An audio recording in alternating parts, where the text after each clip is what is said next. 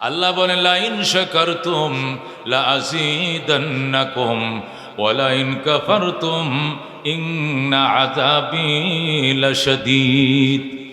বান্দা, তোমাকে নেক কাজের সুযোগ দিলাম আমি আল্লাহ, তোমারও বানাইছে আমি, গোলামিও করায় আমি, গাছের মালিকও আমি, মাছের মালিকও আমি, তোমার হায়াতের মালিকও আমি, তোমার সময়ের মালিকও আমি। কথা কোন ঠিক কিনা? আমার দেওয়া সময় আমাকে পাওয়ার নেশায় খরচ করার জন্য তৌফিক দিয়েছে আমি। তুমি যদি কৃতজ্ঞ হও, আলোচনা শোনার জন্য উলামায়ে কেরামের সামনে যায় বসো, হেদায়েতের ভিক্ষুক সেদে তুমি যদি সেখানে যায় বসো, আমি আল্লাহ কথা দিলাম তোমার জন্য এ জাতের নিয়ামতের দ্বার আমি আল্লাহ খুলে দেব।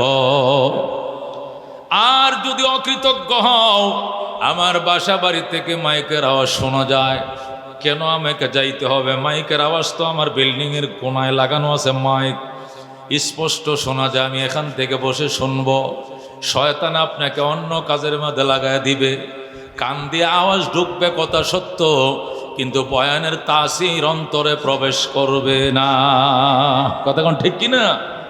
এই জন্য উলামায়ে কেরামের সামনে বসে উনাদের চেহারার দিকে তাকিয়ে থেকে বয়ান শুনতে হবে। হযরতে বায়েজিদ বুস্তামি রহমাতুল্লাহ আলাইহি ইরানের বুস্তাম নগরীর কেন্দ্রীয় জামে মসজিদে বয়ান করছেন 30 বছর। কয় বছর? একটানা 30 বছর তিনি আসরের পরে বয়ান শুরু করতেন মাগরিবের আজান পর্যন্ত। বায়েজিদের বয়ান শোনার জন্য মিশর থেকে মানুষ যাইত, সিরিয়ার থেকে মানুষ আসতো, ইরানের মানুষ সেখানে আসতো, দূর দূরান্ত থেকে মানুষ বায়েজিদের 1 ঘন্টা বয়ান শোনার জন্য 200 কিলোমিটার, 300 কিলোমিটার, 1000, 1500 কিলোমিটার দূর থেকে মানুষ গাটুরি বেঁধে শুকনা খাবার নিয়ে ও বন্ধু ইরানের ওই বুস্তাম নগরীতে চলে যাইত। সুবহানাল্লাহ। হযরতে বায়েজিদ বুস্তামি বলেন, আমি যখন বয়ান করতাম আমার সামনে বসে এক পাগল ডেলি বয়ান শুনতো, ডেলি আমার চোখের নাক বরাবর সামনে বসতো। আরেকদিন আমি জিজ্ঞাসা করলাম, ভাই তুমি ডেলি আমার সামনে বসো, এখানে অন্য কাউকে বসতে দাও না, তার কারণটা কি? তুমি কি পাইছো আমার দিকে তাকাইয়া আমার নাক বরাবর বইসা বয়ানটা শুনো, ঘটনা কি? উনি কয়, হুজুর এমনি বসি, ভালো লাগে তাই বসি। আর কোনো কিছু কি নাই? কয় না, এমনি বসি। কয় এমনি ন, কারণ বলতে হবে। বায়েজিদ বুস্তামি যখন প্রেসার দিতেছে, বলো কি কারণে ডেলি তুমি একই জায়গায় বসো? আমি প্রত্যেক দিন লক্ষ্য করছি তুমি আমার সামনে বসো না, বরাবর বসো, অন্য কাউকে এখানে বসতে দাও না, কারণটা কি? আল্লাহর ওলি কাঁদতে শুরু করলো আর কবিতা বলে, ওয়াহিব্বুস সালিহিনা ওয়ালাস্তু মিনহুম লাআল্লাল্লাহ ইয়ারযুকুনি সালাহা। আল্লাহু আকবার। ওই লোকটা ডাক দেখা, বায়েজিদ ওগো আল্লাহর ওলি, আপনাদেরকে মহব্বত করি, আপনাদেরকে প্রাণ দিয়া ভালোবাসি, কলিজা দিয়া ভালোবাসি গো, এই জন্যই সামনে বইসা থাকি, মুখের দিকে তাকিয়ে থাকি। আল্লাহর ওলি ডাক দিয়া কয়, ওয়ালাস্তু মিনহুম, তবে আমি নিজে আল্লাহওয়ালা হতে পারি নাই, কিন্তু আল্লাহওয়ালাদেরকে মনে প্রাণে ভালোবাসি। বায়েজিদ ডাক দিয়া কয়, নিজে আল্লাহওয়ালা না হইয়া আল্লাহওয়ালাদের দিকে তাকায় থাকলে কি লাভ? মহব্বত করলে কি লাভ? লাভ আছে। আমি শুনছি লাআল্লাল্লাহ ইয়ারযুকুনি সালাহা, আমি আল্লাহওয়ালাদেরকে মহব্বত করি, আপনাদেরকে ভালোবাসি, মায়ার নজরে তাকিয়ে থাকি। আমি শুনেছি, আমি বিশ্বাস করি, আপনাদের মহব্বত আর ভালোবাসা আমাকে একদিন আল্লাহওয়ালার খাতায় নাম লেখায়া দিবে। আল্লাহু আকবার। এই জন্য আল্লাহর ওলিরা বলেন, না ওয়াজু সে না কিতাবু সে दीन जिंदा होती है बुजुर्गों की नजरों से। আল্লাহু আকবার। ওয়াজ দ্বারা, বই পুস্তক পড়ার দ্বারা এত উপকার হয় না, আল্লাহওয়ালাদের নজরের দ্বারা যে উপকার হয়, দৃষ্টির দ্বারা, নজরের দ্বারা যে উপকার হয়। এই জন্য বন্ধু, উলামায়ে কেরামের সামনে বসতে হবে, মায়ার নজরে তাকায় থাকতে হবে। আল্লাহ যদি খুশি হইয়া যায়, সগীরা গুনাহগুলো খুশি হইয়া মাফ করে দিতে পারেন। কথা কোন ঠিক কিনা? এক জামানাম সহবতে বা আউলিয়াম বেহতর আজ 100 সাল তাআত বেরিয়াম সহবতে সাম লে তুরা সালে কুনাদ সহবতে তলে তুরা তলে কুনাত আয় বেরাদর দূর বাসাদ ইয়ারে বদ বদ তরবুদ আজ মার বদ। ও বন্ধু, এই জন্য উলামায়ে কেরামের সামনে এসে বসছি, খুশি না বেজার? চিৎকার মেরে বলেন আলহামদুলিল্লাহ। গুনার গাটুরি বহন করে এসেছি, মুনাজাত শেষে গো আল্লাহ যেন আমাদেরকে নিষ্পাপ করে বাসা বাড়িতে ফিরায়। জোরে কোন আমিন। কোথায় আসছি? উলামায়ে কেরামের সহবতে। কাদের সহবতে? আল্লামা সুলতানুল ওয়াইজিন আল্লামা আইয়ুবী সাহেবকে দেখব, তার হৃদয় নিংড়ানো বয়ানগুলো শুনবো। কথা কোন ঠিক কিনা? বুজুর্গানে দিন বড় বড় উলামায়ে কেরাম আসছেন, ওনারা আলোচনা করবেন, ওনাদের দিকে মায়ার নজরে তাকাবো, আলোচনা শুনবো, ঈমান এবং আমলের রুহের খোরাক সংগ্রহ করবো। আল্লাহ কবুল করেন। জোরে কোন আমিন। উলামায়ে কেরামের সহবতে এসছি। উলামা কাকে বলে? উলামা বলা হয় আলেমের বহু বচন। উলামা, আলেম এক বচন, উলামা বহু বচন। কোন? আলেম এক বচন, উলামা বহু বচন। আল্লাহু আকবার। আলেম কাকে বলে? যার কাছে ওহির জ্ঞান আছে তাকে বলে আলেম। আল্লাহু আকবার। আলেম কাকে বলে? যার কাছে ওহির জ্ঞান আছে তাকে বলে আলেম। তাহলে দুনিয়ার শিক্ষিত কাকে বলে? অনেকে বলে হুজুর আলেম মানে শিক্ষিত। আমরা তো শিক্ষিত, সুতরাং আমাদেরকে আলেম বলা যায়। আলেম মানে শিক্ষিত নয়। আলেম এক জিনিস, শিক্ষিত আরেক জিনিস। এলেমকে বাংলাও এলেমেই বলে, এলেমকে আরবিতেও এলেমই বলে, এলেমকে ইংরেজিতেও এলেমেই বলে, এলেমকে হিন্দিতেও এলেম বলে, এলেমকে উর্দুতেও এলেম বলে। এলেমের কোনো বাংলা নাই। শিক্ষা এক জিনিস, এলেম আরেক জিনিস। শিক্ষা এক জিনিস, বিদ্যা আরেক জিনিস। কথা কোন ঠিক কিনা?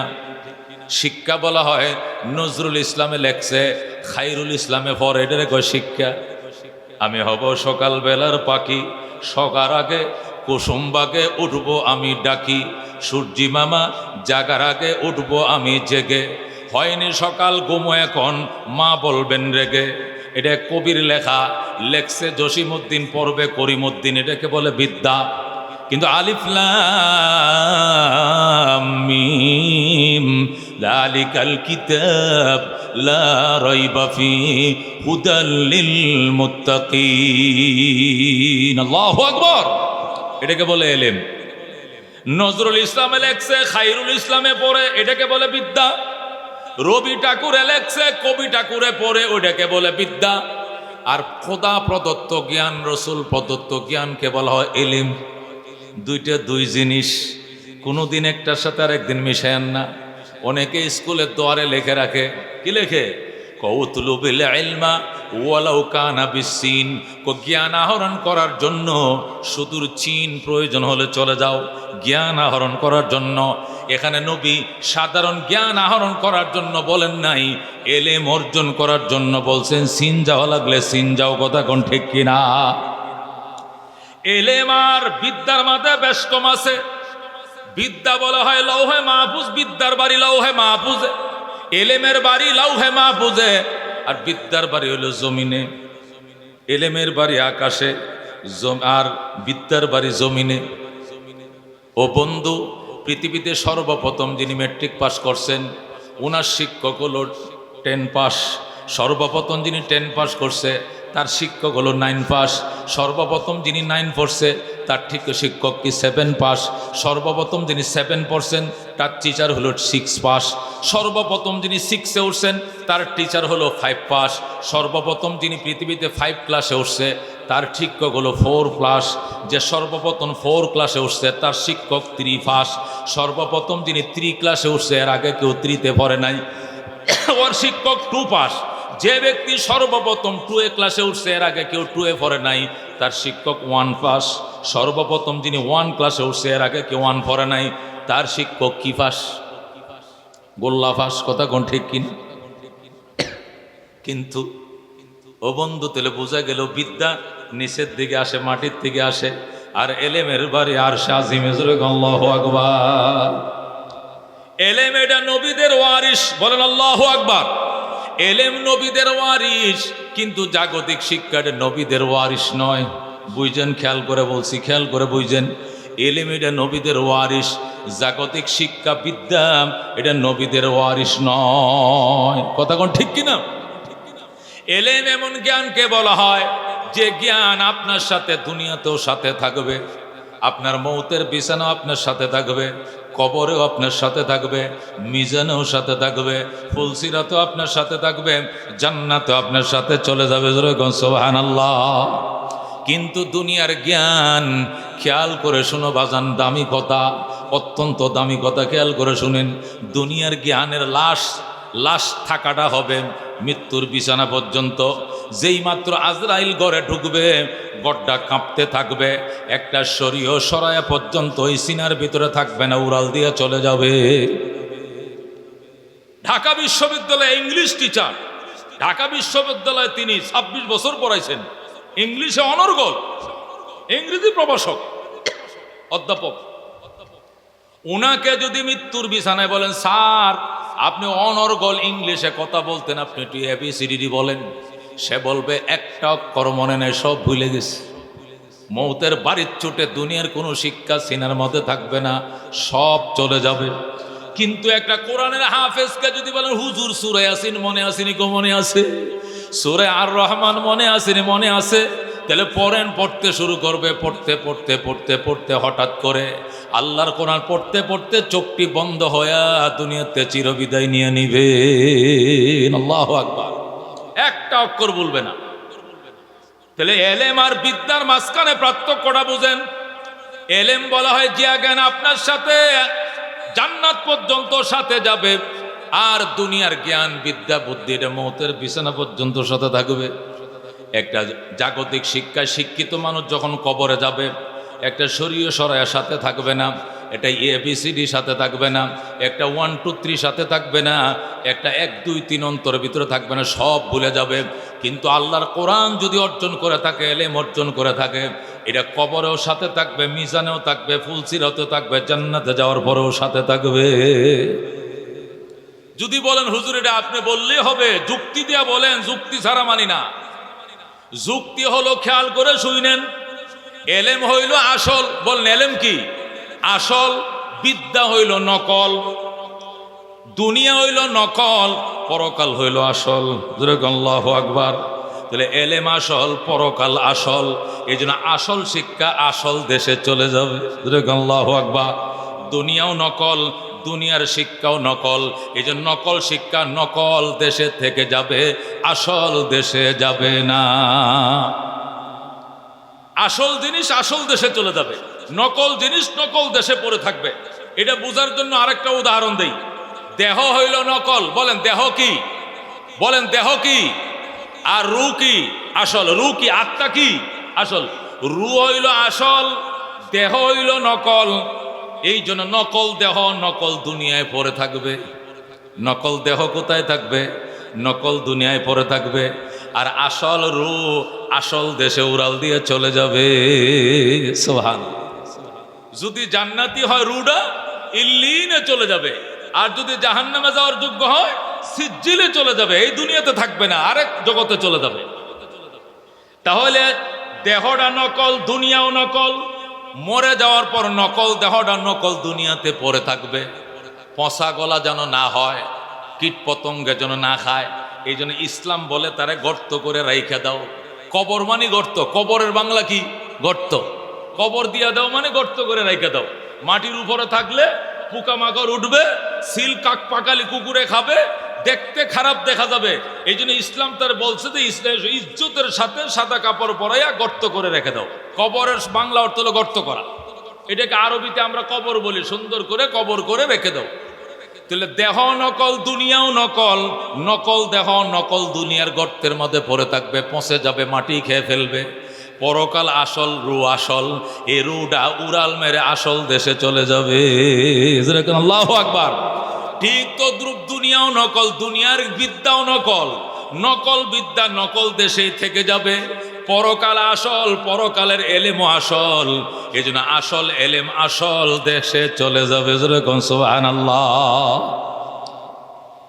এই জন্য আল্লাহর হাবিব হাদিস শরীফে ইরশাদ করেন, আল্লাহ তাআলা জান্নাতের গেইটের মধ্যে একটা হাফেজে কোরআন, আল্লাহর কোরআন যারা মুখস্থ করেছে এদেরকে জান্নাতের গেইটের মধ্যে ডাকবে, ডাইকা বলবেন ইকরা ওয়ারাত্তিল ওয়ারতাকি কামা কুনতা তুরাত্তিলু ফিদ দুনিয়া ফাইন্না মানজিলাকা ইনদা আখিরি আয়াতিন তাকরাউহা।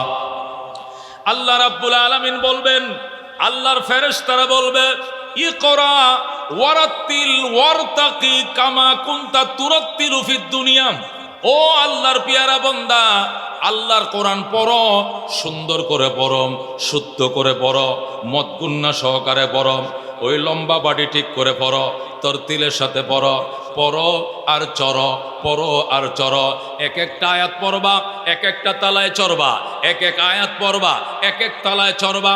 ফাইন্না মানজিলাকা ইনদা আখিরি আয়াতিন তাকরাউহা। তোমার তালার গণনা ওখানে শেষ হবে, আয়াতের গণনা যেখানে শেষ হবে। সুবহানাল্লাহ। তুমি যদি ৬৬৬৬ আয়াত পড়তে পারো তাহলে তোমাকে ৬৬৬৬ তালায় অটোমেটিক তোমাকে উঠিয়ে দেওয়া হবে। যেরকম সুবহানাল্লাহ। এই জন্য উলামায়ে কেরাম লেখেন, হাফেজে কোরআনদের আল্লাহু আকবার কোরআনটা আল্লাহ রূহের মাধ্যমে ট্রান্সফার করে জান্নাতে পৌঁছায় দিবে। তাহলে এলেম আসল, পরকাল আসল। এই জন্য এলেম পরকালে ওই রূহের সাথে ট্রান্সফার করে চলে যাবে। আল্লাহ যে তাকে জান্নাতের গেইটে বলবেন তুমি পড়ো। আমরা কি দাফন করার টাইমে কোরআনের হাফেজের সাথে কি কোরআন শরীফ দিয়ে দিছিলাম? এটা বুখারী শরীফ দিয়ে দিছিলাম? এটা কোরআন শরীফ কি কাফনের কাপড়ে পেঁচ দিয়ে বুকের মধ্যে রাইখে দাও বলছিলাম? কোনো কোরআন শরীফ দেয় না, তো সে পড়বে কেমনে? সে পড়বে কেমনে? ওই আসল দেশে তার রূহের ভিতরে ট্রান্সফার করে আল্লাহ কোরআন। আমেরিকার থেকে একটা কাগজ যেরকম কপি করে কম্পিউটারে নেটে সেকেন্ডের মধ্যে টিপ দিয়ে পাঠিয়ে দেয়, আমি আমার কম্পুস থেকে উঠে নিতে পারি, আল্লাহ তার রূহে করে টিপ দিয়ে ওই এলেম আল্লাহ জান্নাতের গেইটে পাঠিয়ে দিবেন, তার রূহের সাথে অ্যাটাচড হয়ে যাবে। যেরকম আল্লাহু আকবার। এই জন্য আল্লাহ ডাক দিয়ে বলেন ইয়ারফাইল্লাহুল্লাযীনা আমানু মিনকুম ওয়াল্লাযীনা উতুল ইলমা দারাজাত। ঈমানদারেরা রে, ঈমানের কারণে তোদের সম্মান বাড়ায় দিলাম।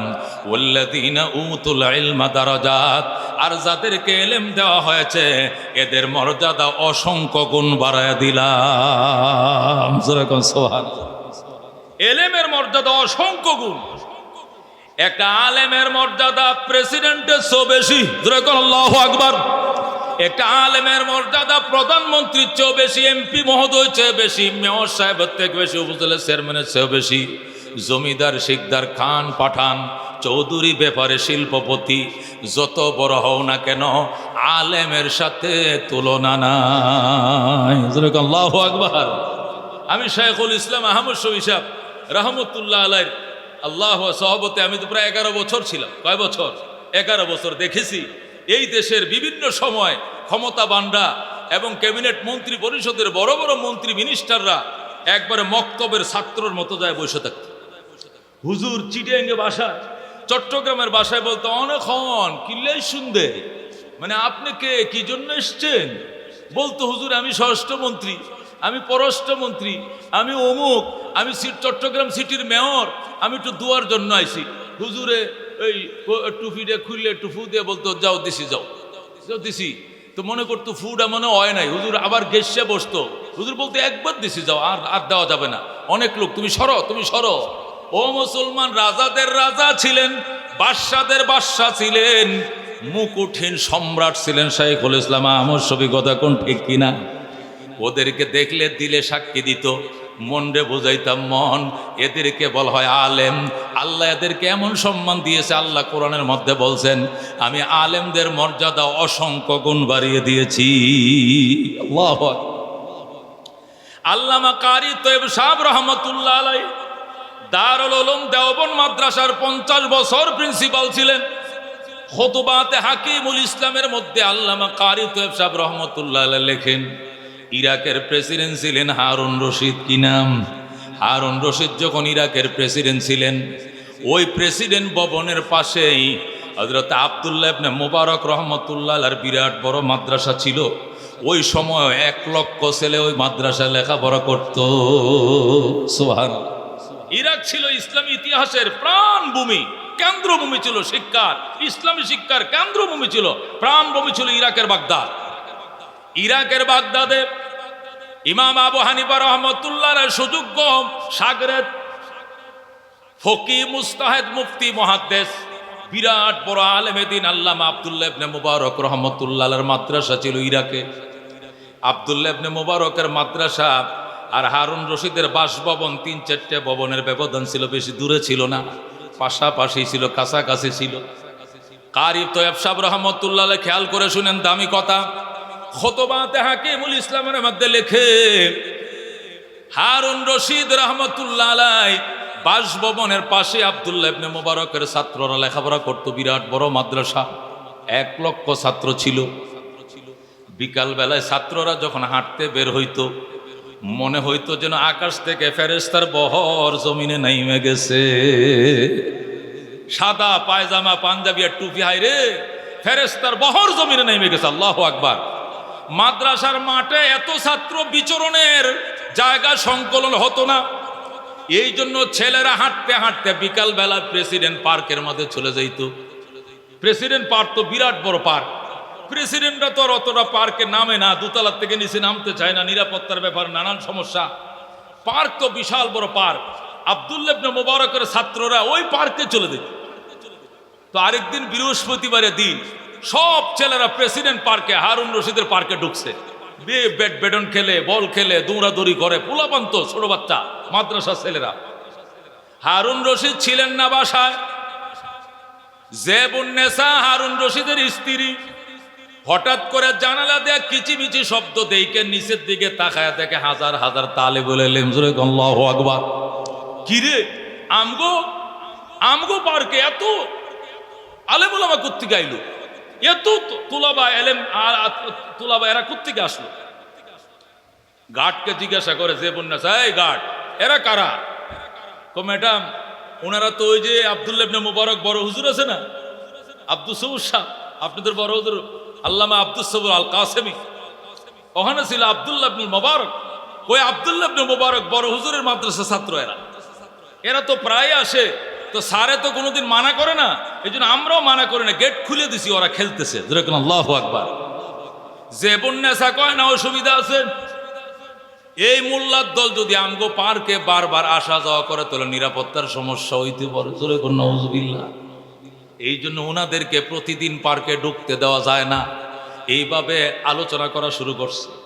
গার্ড বলে, প্রেসিডেন্ট এসএস ফোর্স, বুঝেন না, এসএস ফোর্স বলতেছে, ম্যাডাম এই ব্যাপারটা স্যারকে বললে ভালো হয়, স্যার যদি বলেন আমরা গোটা পথ বন্ধ করে দেবো, একটা ছেলে এখানে ঢুকতে দেবো না। কিন্তু স্যার দেখলাম বিকালবেলা হাঁটে, ছাত্রদের সাথে কথা বলে দেখলাম যে মহব্বত করে, এই জন্য আমরা তো মানা করতে পারি না। জেবুন্নেসা কয়, আচ্ছা ঠিক আছে, আসুক হারুন রশিদ। বিকেলবেলা হারুন রশিদ বাসায় আসছে। আসার পরে বলে, হারুন, আমার প্রেশার হাই হয়ে গেছে, আজকে দুপুরে আমি বিশ্রামে গিয়েছিলাম, ঘুমাইতে পারি না বাচ্চাদের খিচিমিচিতে, তুমি কি শুরু করলা? কি এই যে মানুষ, এই আব্দুল্লাহ ইবনে মুবারকের ছাত্ররা আমাদের ফিল্ড পড়ে গিয়েছে, এই পার্কের মধ্যে কোনো জায়গা নাই, রাস্তা বন্ধ করে দাও, আগামীকাল থেকে আমাদের এই পথ বন্ধ করে দাও, আমাদের পার্কে কোনো মুলবি ঢুকতে পারবে না। হারুন রশিদ ডাক দেখো, জেবুন্নেসা, জ্ঞানী মেয়ে মনে করেই তোমাকে আমি বিয়ে করেছিলাম, তোমার চেয়ে অনেক সুন্দরী মেয়েরা ইরাকের মধ্যে ছিল, আমি কোনো সুন্দর দেখে তোমার বিয়ে করে নাই, তোমার মেধা দেখে বিয়ে করছি। আমি জানতাম তোমার মতো মেধাবী মেয়ে ইরাকে আরেকটা নাই, এই জন্য বিয়ে করেছিলাম। কিন্তু আজকে দেখলাম তোমার কথায় তোমার ভিতরে হিতাহিত জ্ঞানের অভাব, তোমার ভিতরে পরিপূর্ণ জ্ঞান নাই। এমন জানলে তোমাকে আমি বিয়েই করতাম না। আল্লাহু আকবার। জেবুন্নেসা অগ্নিশর্মা হয়ে যায়। আল্লামা কারি তৈয়ব সাহেব লেখেন, জেবুন্নেসা অগ্নিশর্মা। কি বলছো হারুন রশিদ? আমার মতো মেধাবী আরেকটা মেয়ে ইরাকে নাই। তুমি আমাকে জ্ঞানহীন বললা, আমাকে প্রমাণ দিয়ে বুঝাইতে হবে কেন আমার জ্ঞান নাই। হারুন রশিদ ডাক দিয়ে কয়, শোনো, গোটা ইরাকবাসীদের উপরে নিষেধাজ্ঞা জারি করতে পারি, কিন্তু উলামায়ে কেরামের উপরে নিষেধাজ্ঞা জারি করার ক্ষমতা হারুন রশিদের নাই। আল্লাহু আকবার। আমি স্কুল, কলেজ, পাবলিক, জনসাধারণ সবার উপরে নিষেধাজ্ঞা দিতে পারি যে আমার পার্কে পাবলিক ঢুকা নিষেধ, এই ফরমান, এই প্রজ্ঞাপন আমি জারি করতে পারি, কিন্তু উলামায়ে কেরামের উপরে প্রজ্ঞাপন জারি করার ক্ষমতা আমার নাই। জেবুন্নেসা কয়, বললা কি তুমি? এটা কেমন কথা তুমি বললা? তোমার ক্ষমতাই নাই। হারুন রশিদ কয়, ক্ষমতাই নাই। আল্লাহু আকবার। তোমার এই ক্ষমতাই নাই? কয়, হ্যাঁ, আমার এই ক্ষমতাই নাই, আমি নিষেধাজ্ঞা জারি করতে পারবো না। জেবুন্নেসা ডাক দেখো, তাহলে তোমার কাছে আমি আরেকটা প্রশ্ন করে উত্তর দিবানে? কয়, বলো। তাহলে আমি তোমার থেকে জানতে চাই, তুমি বড় নাকি আব্দুল্লাহ ইবনে মুবারক বড়? আব্দুল্লাহ ইবনে মুবারকের ছাত্ররা আমগো পার্কে ঢুকে, আর তুমি নিষেধাজ্ঞা দিবা, প্রজ্ঞাপন দিবা, এইটুকু সাহস তোমার নাই? তাহলে বুঝো তো ওই মুলুবি বড়, তুমি ছোট, তাই তো? তাহলে তোমার মুখে শুনতে চাই, তুমি বলো, তুমি বড় নাকি আব্দুল্লাহ ইবনে মুবারক বড়? হারুন রশিদ ডাক দেখো, জেবুন্নেসা, আগে একবার ফাউল করছো, এখন আবার দ্বিতীয়বার ফাউল করছো। আল্লাহু আকবার। আগে একবার নিষেধাজ্ঞা জারি করার জন্য প্রস্তাবনা দিয়ে ফাউল করছো, এখন আবার তুলনা করে আরেকটা ফাউল করছো। তুমি কার সঙ্গে কারে তুলনা করো? এ জেবুন্নেসা শোনো, এ জেবুন্নেসা শোনো, তুমি কার সঙ্গে কারে তুলনা করছো? জেবুন্নেসা, আমার মতো লক্ষ লক্ষ হারুন রশিদকে যদি এক পাল্লায় উঠাও, আর একটা আলেমের পায়ের জুতার নিচের বালিগুলোকে এক পাল্লায় উঠাও, তার জুতার নিচের বালির ওজন বেশি হবে। এ জেবুন্নেসা, তুমি কার সঙ্গে কারে তুলনা করছো? আমি বড় নাকি আব্দুল্লাহ ইবনে মুবারক বড়? কার সঙ্গে কারে তুলনা করছো? একটা আলেমের পায়ের নিচের ধুলাগুলি যদি এক পাল্লায় উঠাও, আর আমার মতো লক্ষ লক্ষ হারুন রশিদকে এক পাল্লায় উঠাও, ওই আলেমের পদতলির ওজন আল্লাহর কাছে বেশি হবে। আল্লাহু আকবার। জেবুন্নেসা কইটা কিভাবে আমাকে বুঝায় বলতে হবে। হারুন রশিদ ডাক দেয়া কই, শোনো, আমি ইরাকের বাদশাহ হারুন রশিদ, আমি দেশের প্রেসিডেন্ট, পৃথিবীতে দামি প্রেসিডেন্ট, পৃথিবীতে বড় মাপের প্রেসিডেন্ট ছিল নমরুদ, পৃথিবী বিখ্যাত প্রেসিডেন্ট ছিল কারুন, পৃথিবী বিখ্যাত প্রেসিডেন্ট ছিল নমরুদ, পৃথিবী বিখ্যাত প্রেসিডেন্ট ছিল সাদ্দাত, পৃথিবী বিখ্যাত প্রেসিডেন্ট ছিল ফেরাউন। ও জেবুন্নেসা শোনো, আমি প্রেসিডেন্ট হারুন রশিদ প্রেসিডেন্ট নমরুদের দনের ওয়ারিস পাইছি, প্রেসিডেন্ট কারুনের দনের ওয়ারিস পাইছি, প্রেসিডেন্ট ফেরাউনের দনের ওয়ারিস পাইছি, প্রেসিডেন্ট নমরুদের দনের ওয়ারিস পাইছি, কারুনের দনের ওয়ারিস পাইছি, ফেরাউনের দনের ওয়ারিস পাইছি। আর আব্দুল্লাহ ইবনে মুবারক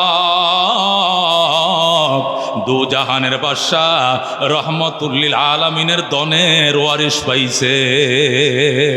আল্লাহু আকবার। আমি পাইছি ফেরাউনের দনের ওয়ারিস, ফেরাউনও প্রেসিডেন্ট ছিল, আমিও প্রেসিডেন্ট। আমি পাইছি নমরুদের দনের ওয়ারিস, নমরুদও প্রেসিডেন্ট ছিল, আমি হারুনও প্রেসিডেন্ট। আমি ওই প্রেসিডেন্টের দনের ওয়ারিস আমি পাইছি। আর আব্দুল্লাহ ইবনে মুবারক, উলামায়ে কেরাম, এরা দু জাহানের বাদশাহ রহমতুল্লিল আলামিনের দনের ওয়ারিস পাইছে। আল্লাহ নবী বলছে, জেবুন্নেসা, তুই কি জানোস নাম?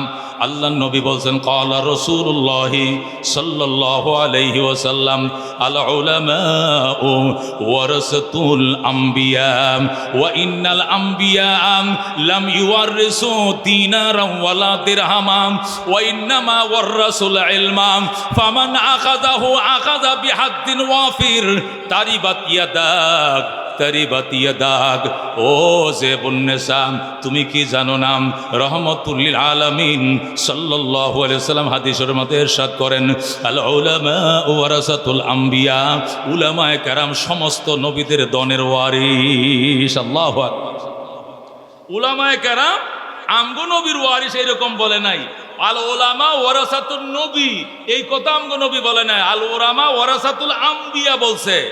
আল্লাহু আকবার। একটা আলেম সমস্ত নবীদের দনের ওয়ারিস পাইছে, একটা আলেমের সিনার মধ্যে আদমের দন আছে, আলেমের সিনার মধ্যে ইব্রাহিমের দনও আছে, আলেমের সিনার মধ্যে নূহ আলাইহিস সালামের দন আছে, শীশ আলাইহিস সালামের দন, ইউসুফ নবীর দন, ইয়াহিয়া নবীর দন, আইয়ুব নবীর দন, ইয়াকুব নবীর দন, ইসমাইল নবীর দন, রহমতুল লিল আলামিন সাল্লাল্লাহু আলাইহি সাল্লাম সহ সমস্ত নবীদের দন উলামায়ে কেরামের সিনার মধ্যে আল্লাহ লুকায় রাখছে।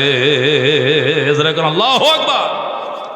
এই জন্য ডাক দেখো ও জেবুন্নেসা, তোমাকে আমি জ্ঞানী মেয়ে মনে করে বিয়ে করেছিলাম, কিন্তু জানতাম না তোমার ভিতরে কোনো জ্ঞান বলতে কিছু নাই।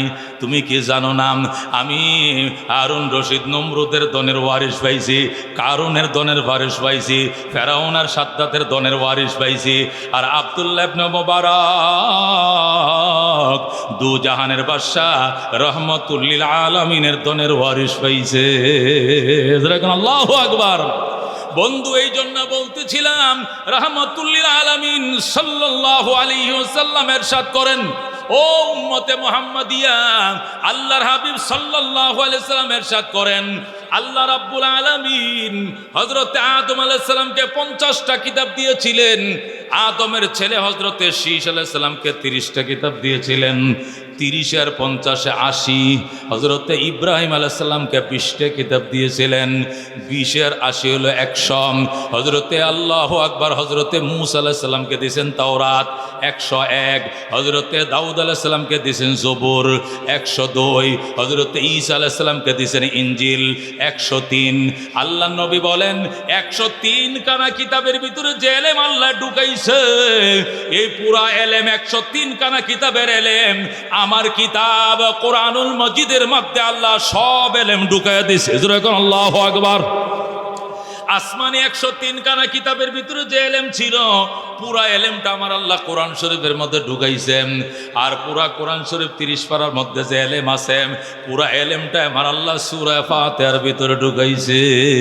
আল্লাহু আকবার। এই জন্য সূরা ফাতিহাকে উম্মুল কোরআন বলা হয়, উম্মুল কিতাব বলা হয়, সাবে মাসানি বলা হয়, আল্লাহু আকবার খাজিনাতুল কোরআন বলা হয়, খাজাইনুল কোরআন বলা হয়। আল্লাহর হাবিব সাল্লাল্লাহু আলাইহি সাল্লাম ইরশাদ করেন 103 কানা কিতাবের এলেম কোরআনের ভিতরে, কোরআনের এলেম সূরা ফাতিহার ভিতরে, আর সূরা ফাতিহার এলেম আল্লাহ ঢুকাইছে আলিফের ভিতরে, আর ওই আলিফ দিয়াই কোরআন শুরু করছে আমার আল্লাহ। আল্লাহ ডাক দেখো আলিফ লাম মিম, আল্লাহু আকবার। আলিফ লাম মিম যালিকাল কিতাব লা রাইবা ফিহি হুদাল লিল মুত্তাকিন। ও বন্ধু, আলিফের মধ্যে কি ঢুকাইছে? 104 খানা কিতাবের এলেম আলিফের ভিতরে। আল্লাহু আকবার। এই জন্য রাহমাতুল লিল আলামিন সাল্লাল্লাহু আলাইহি ওয়াসাল্লাম ইরশাদ করেন, যে ব্যক্তি আলিফ বা তা সা শিক্ষা করার জন্য ঘর থেকে বের হবে, আল্লাহু আকবার, রাস্তায় যদি সে মারা যায়, শাহাদতের মর্যাদা। আল্লাহু আকবার। নবী বলে নাই তুমি যদি ভার্সিটিতে রওনা করছ, রাস্তায় অ্যাক্সিডেন্ট মারা গেলে তুমি শহীদ বলে নাই, কিন্তু আলিফ বা তা সা 29টা অক্ষর শিক্ষা করার জন্য 2 টাকা দিয়ে একটা নুরানি কায়দা লইয়াম কাশীপুর মাদ্রাসার দিকে সকালে অটোতে উঠাই দিছাম, রাস্তার মধ্যে অটো অ্যাক্সিডেন্ট করে মারা গেছেন। ওই ছেলে জান্নাতি, তুমি হইবা জান্নাতি ছেলের বাবা। আল্লাহু আকবার। আল্লাহ রাব্বি সাল্লাল্লাহু আলাইহি সাল্লাম বলেন, ওই এলেম শিক্ষা করার জন্য সন্তান যখন ঘর থেকে বের হয়, যতক্ষণ আবার বাবার কাছে ফিরে না আসবে, মায়ের কাছে ফিরে না আসবে, ফাহুয়া ফি সাবিলিল্লাহ, সে আল্লাহর মেহমান, সে আল্লাহর মেহমান, আল্লাহর মেহমান। আল্লাহ রাব্বুল আলামিনের জিম্মার মধ্যে সে থাকবে। তার জন্য আসমানের ফেরেশতারা সবসময় কান্দে, জমিনের সমস্ত মখলুক তার জন্য কান্দে। নবী বলেন হাত্তাল হিতানু ফিল মা, এমনকি পানির মধ্যে মাছ পর্যন্ত তার জন্য কান্দে। একটা তালেব ইলম যখন রাস্তা দিয়ে বের হয়, তার জন্য আল্লাহর সমস্ত মখলুকরা কান্দে। আল্লাহুম্মা তাকাব্বালহু, আল্লাহুম্মা আইজ্জাহু, আল্লাহুম্মা ইয়াসসির লাহু। ইয়া আল্লাহ, কঠিন কোরআন তার জন্য সহজ করে দাও। আল্লাহ, কোরআন তার জন্য তুমি কবুল করে নাও। আল্লাহ, তুমি তার সম্মান বাড়ায় দাও। এই বলে ফেরেশতারা লাখো লাখো ফেরেশতারা দোয়া করতে থাকে, জোরে কোন আল্লাহু আকবার। ওই রাস্তায় যদি সে মারা যায়, আল্লাহু আকবার, সে শাহাদতের মর্যাদা লাভ করে, জোরে কোন আল্লাহু আকবার। আল্লাহর হাবিব সাল্লাল্লাহু আলাইহি ওয়াসাল্লাম বলেন, হাত্তাল হিতানু ফিল মা, এমনকি নদীর মাছ পর্যন্ত তার জন্য কান্দে। হযরতে জুনায়েদ বাগদাদী রহমাতুল্লাহ আলাইহি, হযরতে জুনায়েদ বাগদাদী রহমাতুল্লাহ আলাইহি বলেন, আমি বাগদাদে হযরতে সাররে শক্তি রহমাতুল্লাহ আলাইহির সহবতে ছিলাম। জুনায়েদ বাগদাদী বলেন, আমি সাররে শক্তির সহবতে ছিলাম, উনার মুরিদ ছিলাম। সাররে শক্তি ছিল ইরাকের মধ্যে বিখ্যাত আল্লাহর ওলি, আমি উনার সহবতে সময় দিতাম। আমি সাররে শক্তির দরবারে ছিলাম। জুনায়েদ বাগদাদী বলেন, আমি সাররে শক্তির দরবারে বসে রইছি, হঠাৎ করে দেখি আল্লাহু আকবার, একজন আলেম, বড় পাগড়ি বাঁধা মাথায়, লাঠি আছে হাতে, একটা ব্যাগ আছে বগলের নিচে, সাররে শক্তির দরবারে আইসা হাউমাউ করে কাঁদতেছে। সাররে শক্তি তখন ইরাকের মধ্যে, বাগদাদের মধ্যে সবচেয়ে বড় বুজুর্গম, বিখ্যাত আল্লাহর ওলি। আমাদের দেশের শাইখুল ইসলাম যেরকম ছিলেন সর্বজন শ্রদ্ধেয়, সকল ঘরানার আলেমের কাছে যেরকম এক চাটিয়াভাবে বুজুর্গ ছিলেন, সম্মানের পাত্র ছিলেন, সাররে শক্তি রহমতুল্লাহ আলাইহি ইরাকের মধ্যে এরকম বুজুর্গ ছিলেন। আল্লাহ হযরতে জুনায়েদ বাগদাদী বলেন, একজন বড় মাপের আলেম, উনি সাররে শক্তির দরবারে এসে যখন হাউমাউ করে কাঁদতে শুরু করলেন, সাররে শক্তি কয়, মাওলানা তোমার বাড়ি কই? হুজুর আমার বাড়ি দিজিলা নদীর পারে। দিজিলা, বুড়িগঙ্গা যেরকম ঢাকার পারে একটা নদী, ঢাকার সাথে লাগু একটা নদী। দিজিলাও হলো ইরাক শহরে, বাগদাদ শহরের পাশে নদী। বাগদাদ শহরের পাশে যে নদী, যেটা দিয়ে পুরা বাগদাদের পানি যেটাতে চলাচল করে, ওই নদীর নাম হলো দেজলা।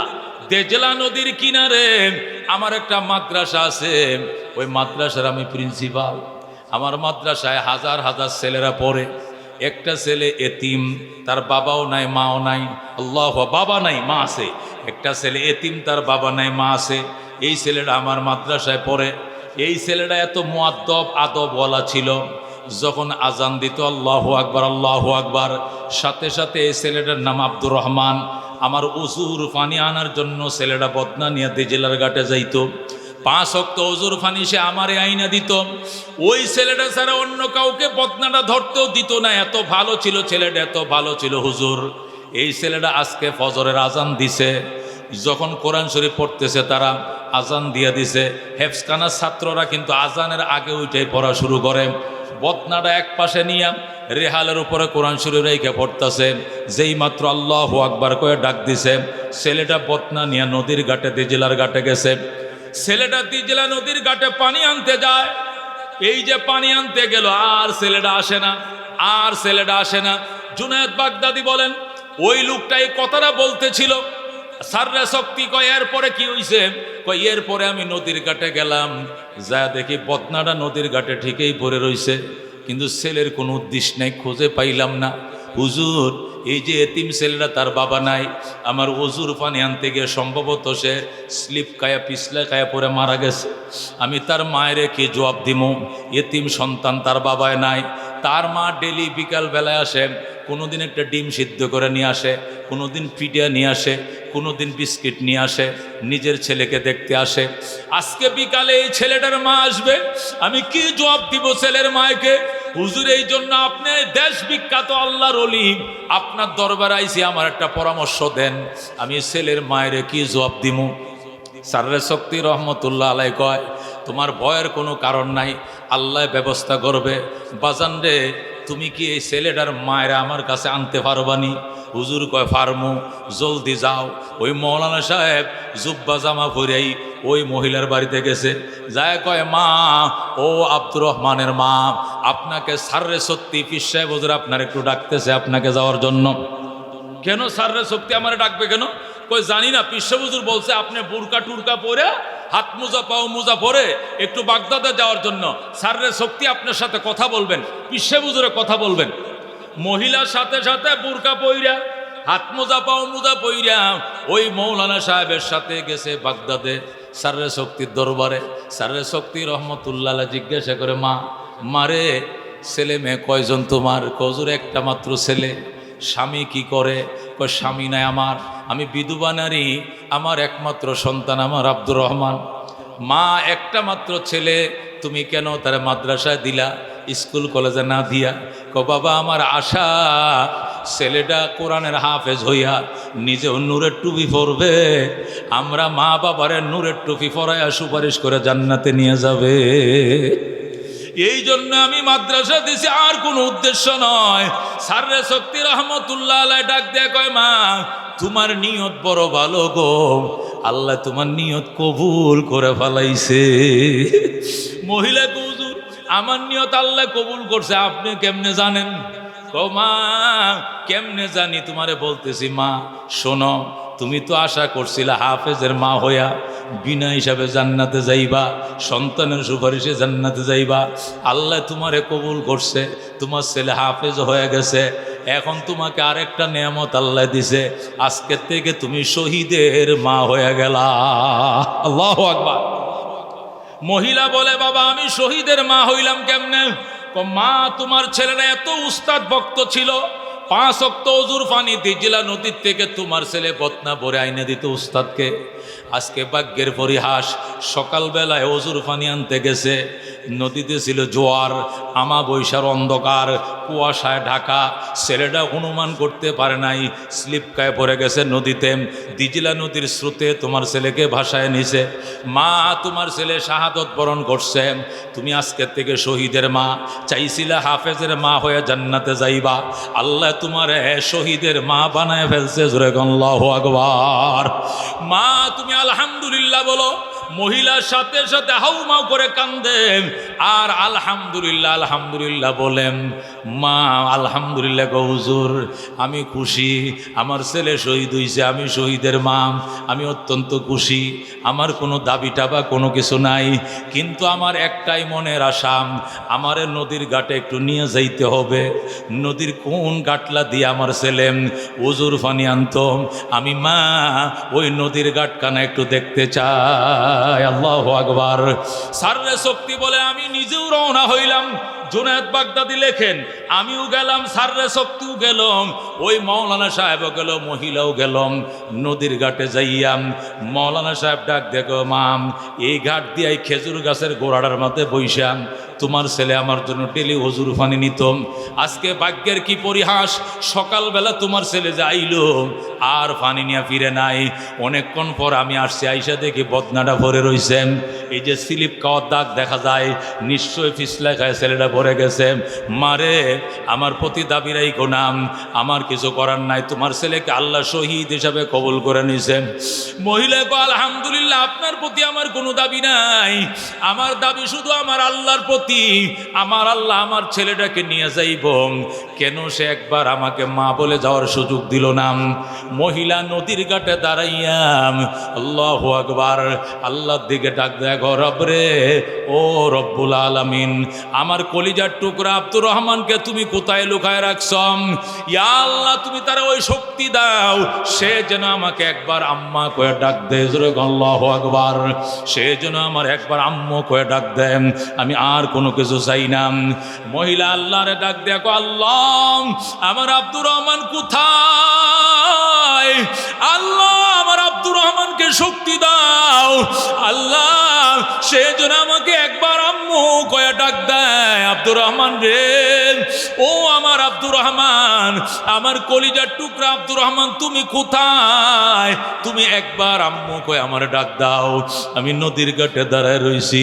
জুনায়েদ বাগদাদি বলেন, যখন আব্দুর রহমান রে কয়ে চিল্লান দিছে, পানির নিচ থেকে আওয়াজ আইতেছে, মা মা, আমি আসি, আমি পানির তলত এসে বইসা রইছি। আল্লাহু আকবার। ও বন্ধু, ছেলেটা যখন মা মা কয়ে ডাকতেছে পানির নিচ থেকে, মহিলার কানের মাঝে মা শব্দটা এসে গেছে। মহিলা বুরকা টুরকা নিয়ে আল্লাহু আকবার বলে পানির নিচে ডুব দিছে। পানির নিচে ডুব দিয়া কয়েক মিনিট পরে নিজের জিন্দা সন্তান কুলে নিয়ে পানির উপরে ভাইসে গেছে। আল্লাহু আকবার। মা তার সন্তান, হাস্যোজ্জ্বল সন্তান নিয়ে পানির উপরে ভাইসে গেছে। জুনায়েদ বাগদাদি গো, আমরা অবাক হয়ে গেলাম, আমরা হতভম্ব হয়ে গেলাম। মহিলা নিজের বাচ্চারে কুলে নিয়ে পানির নিচ থেকে উঠতে উঠতেছে। আমরা তারে টানে উঠাইলাম। জুনায়েদ বাগদাদি বলে, আমি সাররে শক্তির সামনে পড়ে গেলাম। ও গো আল্লাহর ওলি সাররে শক্তি, আজকে 12 বছর পর্যন্ত কুস্তি খেলা ছেড়ে দিয়েছি। আমি জুনায়েদ বাগদাদির মতো কুস্তি খেলোয়াড় পেহলোয়ান বাগদাদের মধ্যে কেউ ছিল না, আমার সাথে কুস্তি গেলে কেউ পারতো না, কিন্তু আপনার সহবতে আইসা কুস্তি খেলা তওবা করে ছেড়ে দিয়েছি। আজকে 12 বছর পর্যন্ত আপনার সহবতে আমি আল্লাহর কুদরতের বহু নিদর্শন দেখলাম, কিন্তু এমন নিদর্শন আমি জীবনেও দেখি নাই। ছেলেটা সকাল বেলায় ফজরের নামাজের টাইমে ওযুর পানি আনতে গিয়াম, পানির নিচে পড়ছে। আর এখন আসরের আজান দিবে, প্রায় 10 ঘন্টা সময় হয়ে গেছে। এই 10 ঘন্টা পর্যন্ত ছেলেরা অক্সিজেন ছাড়া পানির নিচে কেমনে ছিল আমি জানতে চাই। আল্লাহু আকবার। জুনায়েদ বাগদাদি যখন এই প্রশ্ন করলাম, সাররে শক্তি ডাক দেয়া, কো বাবা উত্তর কি দিতেই হবে? কো অবশ্যই দিতে হবে। কয় যদি না দেই, যদি সাররে শক্তি এই প্রশ্নের উত্তর দিতে না পারে, আর আমি সাররে শক্তির মুরিদ থাকবো না, আপনার দরবারে আর আসবো না, এমন কম এলেমওয়ালা আফিরের কাছে আমি জীবনে আসবো না, উত্তর দিতে হবে। আল্লাহু আকবার। সাররে শক্তি ডাক দিয়া কয়, তাহলে তোমার প্রশ্ন কয়টা? কয় 2টা প্রশ্ন। 1 নম্বর প্রশ্ন হলো, এই দিজলা নদীর স্রোতের মধ্যে, আল্লাহু আকবার, এই 1 নম্বর হলো পানির নিচে কোনো অক্সিজেন নাই, বাতাস আপ ডাউন করে না। 10 ঘন্টা পর্যন্ত অক্সিজেন ছাড়া ছেলেটা পানির নিচে কেমনে ছিল? মা তাকে কোলে নিয়ে ভাইসে গেছে। 2 নম্বর প্রশ্ন, দিজলা নদীর স্রোত অত্যন্ত দামি স্রোত, অত্যন্ত খ্যাতি সম্পন্ন স্রোত। পৃথিবীর মধ্যে বিখ্যাত স্রোতদার নদীর নাম হলো দিজলা নদী। হাতের আঙ্গুল ধরলে মনে হয় কাইটে লয়া যায়, এরকম স্পিডে পানি চলে দিজলার মধ্যে। এমন জায়গার মধ্যে ছেলেটা 10 ঘন্টা পর্যন্ত এক জায়গায় কেমনে ছিল? তাকে তো বাইটেল দেশে বাসায় নিয়ে যাওয়ার কথা ছিল, অথচ যেখানে পড়ছে মা সন্তানকে সেখানেই পাইছে। 1 নম্বর প্রশ্ন, অক্সিজেন ছাড়া বেঁচে ছিল কেমনে? 2 নম্বর প্রশ্ন, যেখানে পড়ছে এখানে বৈশা রইল কেমনে? 2টা প্রশ্নের উত্তর যদি দিতে পারেন, ও আল্লাহর ওলি সাররে শক্তি, তাহলে আপনার মুরিদ আমি আছি। আর যদি 2টা প্রশ্নের উত্তর দিতে না পারেন, তাহলে আমি আর আপনার মুরিদও নাই। সাররে শক্তি ডাক দেয়া কয়, তুই যেভাবে প্রশ্নটা করছস মনে হয় যেন আমি উত্তর দিতে পারবো না। বল উত্তর দিতে পারবো কিনা? কয় আমি জানি না। ও জুনায়েদ বাগদাদি শুন, আল্লাহর রহমতে সাররে শক্তির জন্য 2টা প্রশ্ন কোনো কঠিন প্রশ্ন নয়। আল্লাহু আকবার। আমি তোর থেকে জানতে চাই, তুই কি শরীয়তের লাইনে প্রশ্নের উত্তর শুনতে চাস নাকি মারেফতের লাইনে শুনতে চাও? আমি তোমার থেকে জানতে চাই। জুনায়েদ বাগদাদি, হুজুর শরীয়ত ছাড়া কোনো মারেফতের দাম নাই, শরীয়ত ছাড়া মারেফত এটা মায়ের খাওয়ানোর পথ। কতক্ষণ ঠিক কিনা? শরীয়ত ছাড়া মারেফত এটা মারার পথ, এটা মরার পথ, এটা মায়ের খাওয়ানোর পথ, এটা ধ্বংসর পথ। কতক্ষণ ঠিক কিনা? শরীয়ত हो तरीक़त हो तमामी, हकीकत में मोहम्मद का गुलामी। शरीयत हो तरीक़त हो तमामी, हकीकत में मोहम्मद का गुलामी। मोहम्मद मुस्तफ़ा जाने खुदा को, खुदा जाने मोहम्मद मुस्तफ़ा को। বাজান শরীয়ত ছাড়া কোনো মারেফত নাই। কতক্ষণ ঠিক কিনা? শরীয়ত ছাড়া মারেফত মানে মায়ের খাওয়ানোর পথ। কতক্ষণ ঠিক কিনা? শরীয়ত ছাড়া মারেফত মানে মরার পথ, মারেফতের পথ নয়। কতক্ষণ ঠিক কিনা? এগুলো ভণ্ডামি ছাড়া আর কিছু নয়। কতক্ষণ ঠিক কিনা? এই জন্য সাররে শক্তি ডাক দিয়ে কয়, তুমি কি শরীয়তের লাইনে উত্তর শুনতে চাও জুনায়েদ, নাকি মারেফতের লাইনে? জুনায়েদ বাগদাদি কয়, হুজুর প্রথম প্রশ্নের উত্তর শরীয়তের লাইনে দিতে হবে, আর 2 নম্বর প্রশ্নের উত্তর মারেফতের লাইনে দিতে হবে। 2টা প্রশ্নের উত্তর যদি যথাযথ পাই তাহলে আপনার মুরিদ আছি, নতুবা আমি মুরিদ নাই। জুনায়েদ বাগদাদিরে শোন, এখন শোন। সাররে শক্তি ডাক দিয়ে কয়, জুনায়েদ শোনাম। 1 নম্বর প্রশ্ন ছিল তোমার, 10 ঘন্টা পর্যন্ত অক্সিজেন ছাড়া ছেলেটা পানির নিচে কেমনে জিন্দা ছিল, এটাই ছিল তোমার 1 নম্বর প্রশ্ন। শোনো, আজ থেকে 1000 বছর আগে রহমতুল্লিল আলামিন সাল্লাল্লাহু আলাইহি ওয়াসাল্লাম ইরশাদ করে গেছেন, তালেবুল ইলমের জন্য আল্লাহর সমস্ত মখলুকরা কান্দে, এমনকি গর্তের পিপিলিকাও কান্দে, নদীর মাছ পর্যন্ত কান্দে। আল্লাহু আকবার। এই প্রশ্নের উত্তর তো নবী দিয়ে গেছেন। আল্লাহ নবী বলেন, তালেবুল ইলমটা, হে জুনায়েদ বাগদাদি শুন, এই ছেলে আব্দুর রহমান যখন পানির নিচে পড়ে যায়, আর পানির নিচে পড়ে ডুবে, যখন ডুবে আর বাসে, সাঁতার জানে না, পানি খাইতেছে, তখন দিজলা নদীর কোটি কোটি মাছ কুদরতের পায়ে সজদায় পড়ে গেছে। দিজলা নদীর কোটি কোটি মাছ কুদরতের পায়ে সজদায় করে কান্দে, মালিক তোমার নবী বলেছেন তালেবুল ইলমের জন্য নদীর মাছ কান্দে। আজকে আমরা কোটি কোটি দিজলার মাছ তোমার কুদরতি পায়ে পড়ে কান্দি। আল্লাহ, আব্দুর রহমান কোরআনের হাফেজ, সাঁতার জানে না, তোমার কোরআন পড়তে জানে। ইয়া আল্লাহ, তোমার আব্দুর রহমান কোরআনের হাফেজ হওয়ার কারণে, কোরআনের বরকতের কারণে কুদরতি অক্সিজেনের বোতল তার নাকের সাথে সংযোগ দিয়ে দাও। আব্দুর রহমানের জন্য কুদরতি অক্সিজেনের ব্যবস্থা করে দাও। এই বলে যখন দিজলা নদীর মাছ কাঁদতে শুরু করছে, আল্লাহ রাব্বুল আলামিন কুদরতি অক্সিজেন দিয়া 10 ঘন্টা কেন 10 দিন পর্যন্ত, 10 বছর পর্যন্ত পানির নিচে বানাইতে আল্লাহু আকবার লালন পালন করতে পারে কে? আল্লাহ। কথা ঠিক কিনা? রাহমাতুল্লিল আলামিন সাল্লাল্লাহু আলাইহি সাল্লাম যেহেতু বলে গিয়েছেন তালেবুল ইলমের জন্য পিপিলিকা কান্দে, গর্তের পিপিলিকা কান্দে, আল্লাহর সমস্ত ফেরেশতারা কান্দে, দুনিয়ার মখলুক কান্দে, নদীর মাছ কান্দে।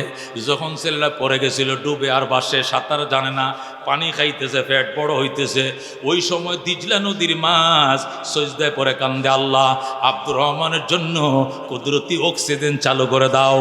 এই জন্য আমার আল্লাহ দিজলা নদীর মাছের মুনাজাত কবুল করে তার জন্য কুদরতি অক্সিজেন চালু করে দিয়েছে।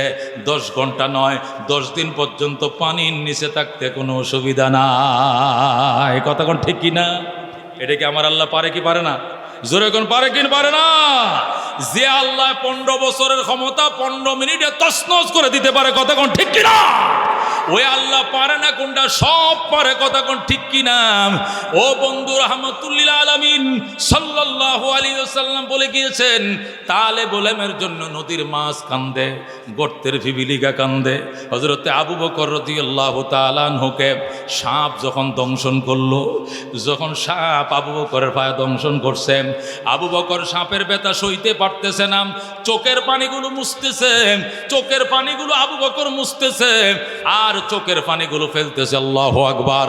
আবু বকর মনে মনে চিন্তা করতেছে, আমি তো বাঁচবো না, যতক্ষণ আমার দেহের ভিতরে প্রাণ আছে নবীর ঘুম আমি ভাঙতে দিব না।